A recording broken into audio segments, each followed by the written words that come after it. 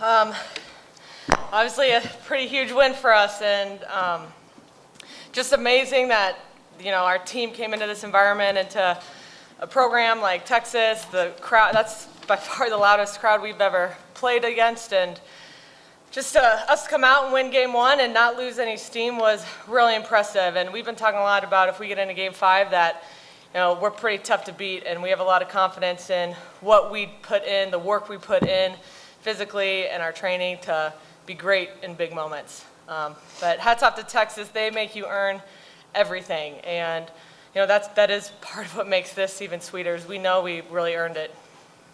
Questions for our coach or the student athletes? Any of the athletes, what's the overall reaction to this win and moving on to the next round? It's an incredible feeling. I really don't have many words right now, but after winning games 1 and 2, we had a lot of confidence going into game 3. Didn't go our way in game 4 either, but I think no matter what the outcome was going to be, we're going to go down swinging, and we're going to go down as a family, and I think that's what our strength was, and that's what brought us through. And it's sweeter to know that we won that way, and we didn't let what was going on the other side of the net nor in the crowd break us apart. So it's sweeter to know that that's what was going on. Dani, what kind of resolve did your team show in that 5th game after Texas had opened it up? Yeah. When we, sat on the bench, we just looked each other in the eyes, and we've been talking all week to expect to win this match, and no matter how long it takes. And, I think they really believed in each other, and they trusted each other. And at the end of the day, we feel like we can out-team a lot of other teams just by sticking together. Perhaps the biggest moment of that last set was that really long rally. What was kind of going through all y'all's mind out there, and how did you guys kind of outlast Texas on that? I don't even remember if I was on the court or not. But, You were dead. that was that one. Yeah, I was dying. But we just were going in trying to enjoy every moment and love it. And I was I don't know. I was just thinking just go hard and enjoy this, because it might not happen again.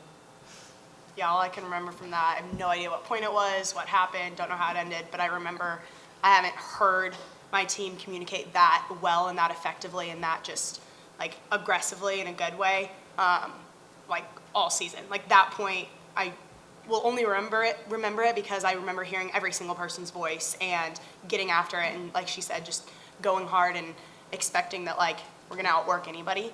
And so like I said, don't remember anything else other than it was the biggest confidence builder to know that that's what our team can do. Coach, what made the difference between sets 1 and 2 and 3 and 4? I think we expected Texas to play better. We blocked them quite a bit in games 1 and 2, and we didn't get any blocks in game 3 and 4, and that's just their physicality. And I think we were relying on our block, and then when they started just going over the block, we had to adjust our game plan, and our backcourt had to pick it up. And so, they really rose to the occasion in game 5, and our defense kind of took over from the back row because, we weren't touching much on the block at that point. Any of the players, how did you guys respond to the crowd tonight? Obviously, you guys had something, this was mostly Texas crowd. How did you guys kind of respond to the environment and playing Gregory with them? I'd say it was hard, especially serving, because everyone's right behind you, and it's pretty loud. I've never played in an environment like that before, but I kind of just wait. You just wait until you find a sense of peace in your own mind before you serve. That worked for me, and then I served, and then we just had to be extra loud and make sure we were over-communicating on the court to make up for maybe we couldn't hear someone, so we made eye contact, so we knew that the message was getting across. So we just had to over-communicate and rely on that and not focus on the volume of the crowd around us. Yeah, in set 4, Mia Stander actually brought up a great point. She's like, everybody, look at everybody right now. Just make quick eye contact. It's so loud in here. We're overwhelmed. We're down.